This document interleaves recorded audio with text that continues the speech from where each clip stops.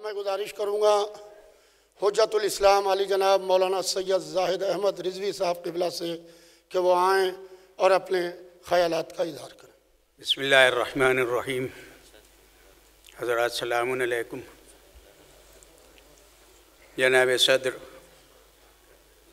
معزز حاضرین، علماء کرام،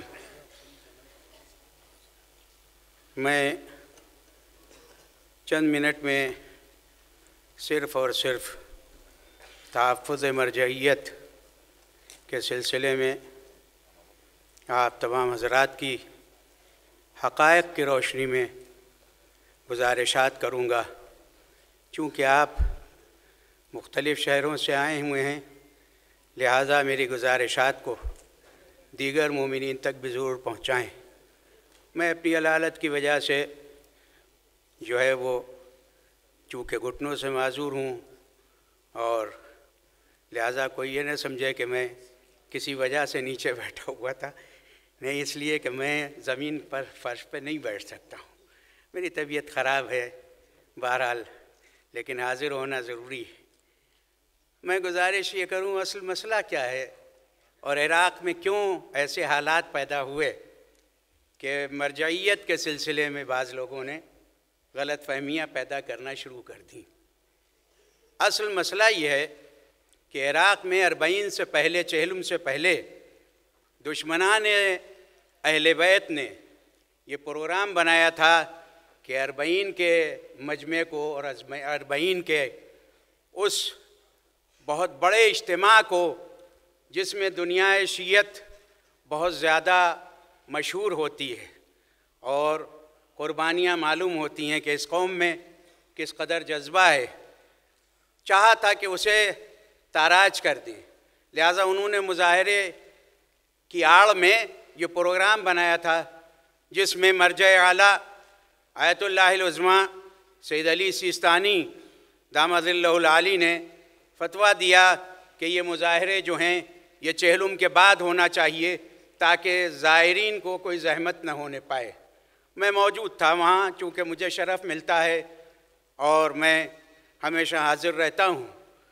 25 اکتوبر کے بعد پھر مظاہرات شروع ہوئے اور بہت ہی پرامن مظاہرات تھے، چونکہ مراجع نے خاص طور سے اس بات کے لیے کہا تھا کہ مظاہرات کرنا حق ہے تمہارا، لیکن تم انتہائی پرامن طریقے سے مظاہرہ کرو۔ لیکن عراق میں 3 گروپ ہیں جنہوں نے ان مظاہروں میں دہشت گردی شروع کر دی۔ ایک گروپ ہے سرخی گروپ، یہ شیعہ ہیں نام کے، ان کا سربراہ ہے سید محمود سرخی، جو مرجعیت کا دعویٰ کرتا ہے، لیکن یہ شخص صدام کے دور میں جیل میں گیا تھا اور وہاں اسے باس پارٹی کے لوگوں نے ورغلایا اور اپنا بنایا، پھر اس کو پاکستان بھیجا، وہاں سے اس نے جادو ٹونا سیکھا اور تویریج میں آنے کے بعد اس نے بڑا سا امامہ باندھ کے، جبکہ یہ سید بھی نہیں تھا، اس کا نام زرار تھا تو اس نے کام بھی زرار والا کیا۔ چنانچہ یہ شخص جو ہے وہ اپنے مریدوں کو، کیونکہ اسے مختلف جو ہے وہ ملکوں سے جو ہمارے دشمن ہیں وہاں سے اسے امداد مل رہی تھی، جو ابھی گرفتار کیا گیا اور ثبوت مل گیا کہ اس کے اکاؤنٹ کہاں کہاں سے پورے ہوتے ہیں۔ تو یہ سرخی گروپ تھا۔ دوسرا گروپ ہے یمانی۔ یہ یمانی وہ ہیں جن کے لیے یہ ہے کہ امام زمانہ کے بعد یمانی سفیانی کے ساتھ آئے گا امام کے مقابلے پہ۔ یہ اس یمانی کو ماننے والے ہیں، بغداد کے حصوں میں بہت زیادہ ہیں یہ سنی المسلک اپنے کو کہتے ہیں، لیکن یہ وہابی ہیں اور باہر سے ان کی امداد ہوتی ہے۔ تیسرا گروپ وہاں جو ہے وہ گروپ نقش بندیوں کا ہے، وہاں جو اپنے کو نقش بندی کہتے ہیں مگر وہ وہابی ہیں دراصل، اور ان گروپوں وہ اہل سنت اپنے کو کہتے ہیں۔ ان 3 گروپوں نے مل کے انہوں نے ان مظاہرین کے درمیان، جس کے ویڈیوز موجود ہیں، اور آخر میں انہوں نے نجف کا رخ کیا۔ کیوں؟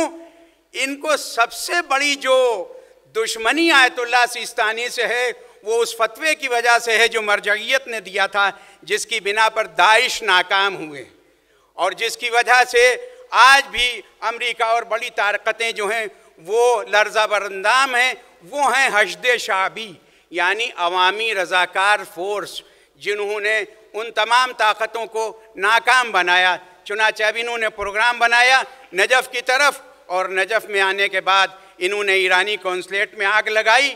پہلے کربلا میں بھی حملہ کیا تھا، اور اس کے بعد یہ نجف کی طرف آئے شہر مدینہ کی طرف سے، اور انہوں نے چاہا تھا کہ حملہ کریں، لیکن اس سے پہلے کہ یہ حملہ کرتے حلے سے مومنین پہنچ گئے، اور مختلف ملکوں سے مختلف جگہوں سے مومنین پہنچ گئے، اور پہنچنے کے بعد الحشد الشعبی کا وہ گروپ جو اصحاب اہل حق کہلاتا ہے، یعنی قیس خزلی والا گروپ، اور دوسرے گروپ پہنچ کے، اور انہوں نے جانے کے بعد اعلان کر دیا کہ اگر مرجع اعلیٰ یا کسی بھی مرجع کی طرف انگلی اٹھے گی تو ہم اس ہاتھ کو کاٹ دیں گے، صرف انگلی ہی نہیں۔